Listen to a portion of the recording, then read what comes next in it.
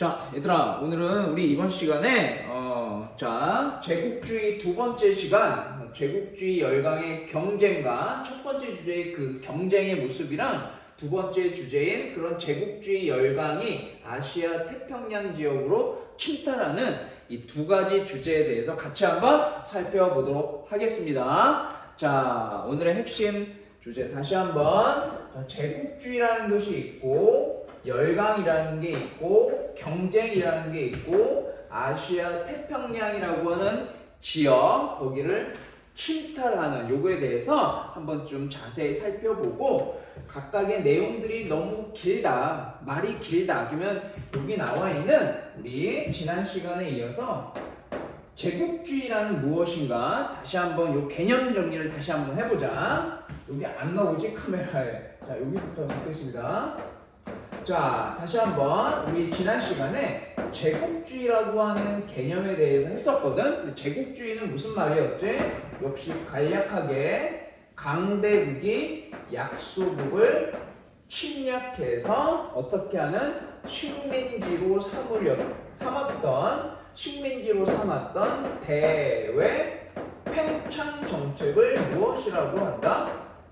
제국주의라고 한다 이렇게 얘기했었습니다. 강대국이 약소국을 침략해서 식민지로 삼았던 그와 같은 대외 팽창 정책을 제국주의라고 부른다고 했습니다. 자, 다음 두 번째. 자, 노란 색깔로 동그라미를 한 거 보니까 어떤 말이 나와 있어? 열강이라는 표현이 나와 있어. 자, 우리가 잘 쓰지 않는 단어일 뿐만 아니라 좀 낯설다. 이것도 같이 한번 개념을 해석을 해서 이해해 보자. 열이라고 하는 건 뭐냐면 바로 여러 나라라고 하는 한자야. 그래서 여러 나라 할 때 열. 그 다음에 강은 뭘까? 당연히 강대국 할 때 강. 강한 나라 할 때 강. 그래서 여러 나라 강할 강자. 그래서 이거를 우리가 열강이라고 표현하는 거예요. 이게 제대로 적은 건가? 아, 잘못 적었네. 다시. 그러니까 어떻게 해야 돼? 자, 여러 나라 강대국 그 다음에 강 이렇게 바꿔야겠지. 그래서 여러 나라의 강대국들 이걸 우리가 한자로 표현하면 뭐라고 한다? 열강이라고 표현하는 것이다. 그래서 우리 이런 말 있잖아, 얘들아. 뭐 순서를 나열하시오, 뭐 배열하시오 할 때 뭔가 이렇게 쭉 여러 개를 나열하시오 이런 뜻이잖아.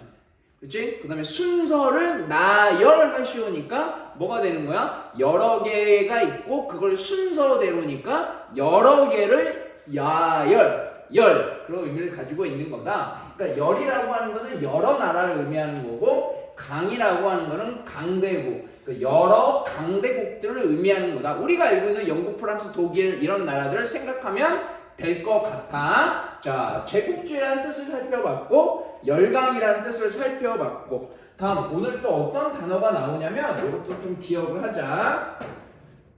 자, 침탈이라는 말이 나와. 침탈. 그럼 역시 또 해석을 해보자. 침은 침략하다.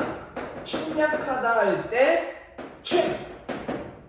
오케이. 그러면 탈은 뭘까? 탈. 개념 정리. 탈. 우리 한자 중에 얘들아 빼앗다라는 탈이 있어. 빼앗다 탈이라는 한자가 있어. 그러니까 해석이 되네. 침략해서 빼앗다.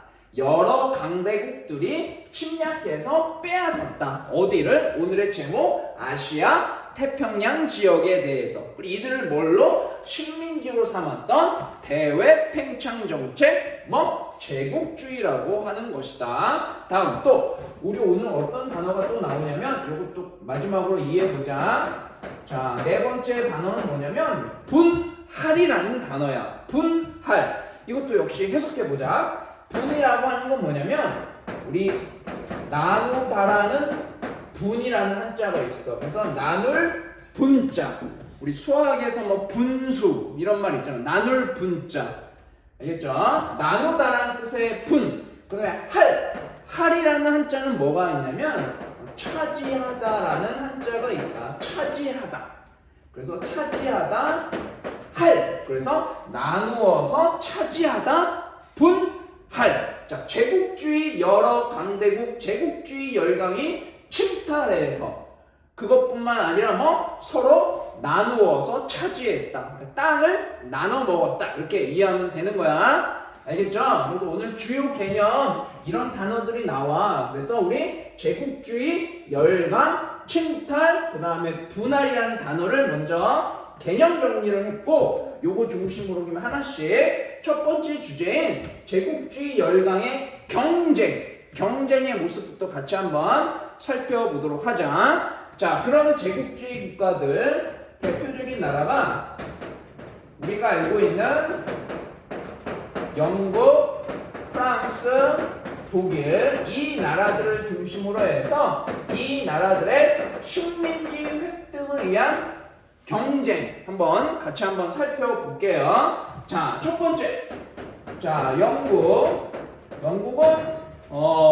해가 지지 않는 나라로 유명하고 많은 식민지를 만들었던 그 영국이 구체적으로 식민지를 획득하는 모습이 뭐가 있었는지 같이 한번 살펴보자. 첫 번째, 종단 정책이라고 해. 종단 정책. 이 종단 정책은 아프리카 지역으로 진출해서 아프리카의 많은 나라들을 종단, 세로 종 끊을 단이라는 한자야. 그러니까 이 말은 뭐냐면 아프리카 대륙을 어떻게 세로로 끊어가면서 식민지를 확보하는 정책을 추진해 나갔는데 그거를 종단이라고 한다. 종단. 다음 시간에도 한 번 더 나올 거야. 그때 가서 자세히 한번 좀 살펴보도록 하겠습니다. 다음 세 번째는 뭐가 있냐면 3C 정책이라고 해. 3C 정책. 그래서 영어 알파벳 C로 시작하는 세 개의 도시를 연결해서 그 도시를 연결하는 정책을 추진했다고 해서 3C 정책이라고 한다. 요것은 뭐냐면 그 3C가 어디냐면 C로 시작하는 도시. 바로 이집트의 카이로, 그 다음에 인도의 캘커타, 그 다음에 저 아프리카 맨 밑에 있는 남아프리카 공화국의 케이프타운. 이런 나라들. 그래서 그러니까 영어 알파벳 C로 시작하는 세 개의 도시를 연결하는 하나의 식민지 확보 정책. 그래서 우리는 3C 정책이라고 표현한다. 그 다음에 아프리카 대륙을 세로로 끊어가면서 식민지를 확보해 나갔던 정책을 종단 정책이라고 표현한다. 알겠죠? 좀 가줄래? 그래, 고마워. 자, 다음 두 번째, 영국과 가장 경쟁을 띄웠던 나라가 바로 프랑스죠. 자, 그럼 프랑스도 여기에 지지 않기 위해서 프랑스도 역시 아프리카 대륙으로 진출해서 어떠한 정책을 추진해 나갔냐면 횡단 정책이라고 해요. 역시 아프리카 대륙이고 프랑스는 세로로 정책을 추진해 나갔다면 프랑스는 회로가 뺏겼으니까 어떻게 해야 돼? 세로가 아닌 가로로. 그래서 가로횡이라는 한자가 있어. 가로횡. 그 다음에 끊을 단자. 그러니까 가로로 끊어가면서 횡단 정책. 그 다음에 영국은 세로로 끊어가면서 종단 정책. 알겠죠? 그럼 이걸 조금 동서남북 방향으로 한번 이해를 해볼까? 세로로 끊어가니까 뭐가 될까? 세로로 끊어가니까 남북으로 연결하는 거고, 가로로 끊어가는 거니까 남북이 아닌 동서로 끊어가는 정책. 그래서 영국의 종단 정책, 프랑스의 횡단 정책. 주제가 뭐예요? 제국주의 여러 나라 열강의 식민지 획득을 위한 경쟁. 그 모습을 보고 있습니다. 다음 마지막 영국, 프랑스, 그 다음에 독일이야. 독일. 자, 독일은 또 어떤 정책을 추진해 나가는지 같이 한번 볼까? 독일은 영어 B로 시작하는 세 개의 도시를 연결하는 정책이라 그래서 3B 정책이라고 한다. 3B 정책. 3B 그러면 B로 시작하는 도시. 영어 독일의 수도인 베를린. 독일의 수도인 베를린. 그 다음에 비잔티움 제국할 때 비잔티움. 그 다음에 마지막으로 비잔티움, 그 다음에 마지막에 이라크, 그 아시아, 서아시아, 중앙아시아가 아닌 서아시아, 우리가 중동이라고 부르는 현재 이라크의 수도인 바그다드, 그 다음에 비잔티움 제국할 때 비잔티움, 그 다음에 독일의 수도인 베를린, 베를린의 B, 비잔티움의 B, 바그다드의 B, 그래서 세 개의 B로 시작하는 3B 정책을 추진했던 독일의 식민지 획득을 위한 모습. 그래서 영국, 프랑스, 독일이 이렇게 치열하게 식민지를 확보하기 위한 경쟁에 나섰다. 그렇게 우리가 이해하면 될 것 같습니다. 자, 오늘의 첫 번째 주제, 제국주의 열강의 경쟁의 모습에 대해서 살펴봤고, 자, 마지막 주제, 두 번째, 몇 번 할 차례지? 2번. 그렇죠? 그러면 이와 같은 제국주의 열강의 두 번째 주제, 아시아와 태평양 지역으로 진출해서 그쪽 지역을 어떻게 했다? 침탈했다. 아까 침탈이 무슨 뜻이라 그랬지? 침략하다, 빼앗다. 즉 얘네들이 아시아 태평양 지역을 침략해서 빼앗았다. 그렇다면 누가 어디로 침략해서 빼앗아 갔는지 그걸 선생님이 여러분들이 이해하기 편하게 표로 한번 정리해 보도록 하겠습니다. 자, 여기는 제목이고 여기는 구체적인 모습이고, 제목을 어떻게 적으면 될까? 여기에다가 제국주의 국가. 자, 어떠한 제국주의 국가들이, 자, 요 오른쪽은 뭐가 될까? 식민지를 받았던 식민지 국가. 이런 식으로 서로 매칭해서 우리 같이 한번 이 침탈의 모습을 같이 한번 정리해 보도록 하겠습니다. 첫 번째, 가장 먼저 영국이죠. 빠질 수 없지. 영국이라는 제국주의 국가는 어디를 식민지로 우리가 많이 알고 있는 인도죠. 인도. 그렇죠? 인도를 결국에는 식민지로 삼고, 인도 식민지대 처음에는 간접적으로 통치를 했어. 나중에 인도 역사 배울 때 얘기하겠지만, 나중에는 직접 지배 형태로 바뀌게 되고, 그 이후에 또 태평양 지역으로 진출해서 우리가 호주라고 부르는 오스트레일리아, 근데 오스트레일리아 옆에 있는 뉴질랜드, 다 들어봤죠?